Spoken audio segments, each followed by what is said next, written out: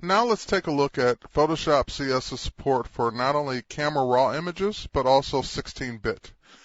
Photoshop CS incorporates what used to be called the Camera Raw plugin that used to be sold separately as a $99 addition into Photoshop.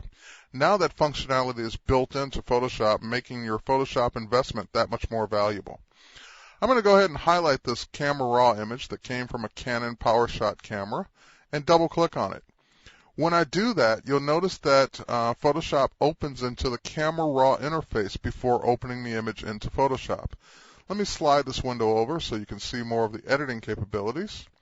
And as you can see here, we have the ability to make adjustments to our image before we bring it in. We have a basic mode that will probably be more like the Camera Raw plugin that you once knew in Photoshop 7, but now we also have advanced capabilities that give you more editing capabilities inside your raw interface. So I'm going to go back to basic, and one of the things that we can do inside the basic interface, as before, we can set a color profile for the image before it comes in. More importantly, we can either bring the image in as a standard 8-bit image, or we can bring it in as a 16-bit image, maintaining more of the image data. We can also pick an image size to bring it in at. We can go back to the original size, or we can downsize it or upsize it. And we can go ahead and also make adjustments for our white balance. So I'm going to go ahead and go in, and instead of custom, I'm going to pick some of the choices to show you what we have a choice between. For example, we can go back to the way the image was as shot.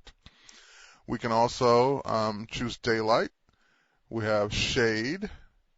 And as you can see, various changes are being made to the overall tonal qualities of the image.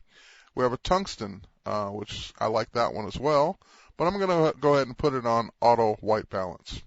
We can also make adjustments to the exposure, shadow, brightness, contrast, and saturation, including some things that deal with the detail of the image, such as the sharpness and luminance smoothing.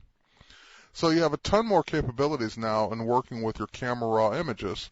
I'm going to go ahead and click OK and bring this image in with our new auto white balance setting.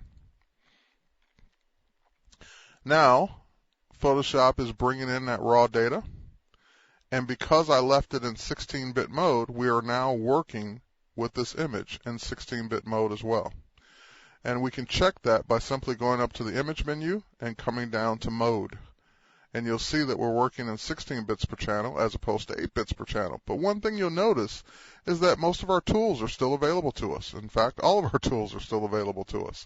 Because now Photoshop CS has much more capabilities for working with 16-bit images.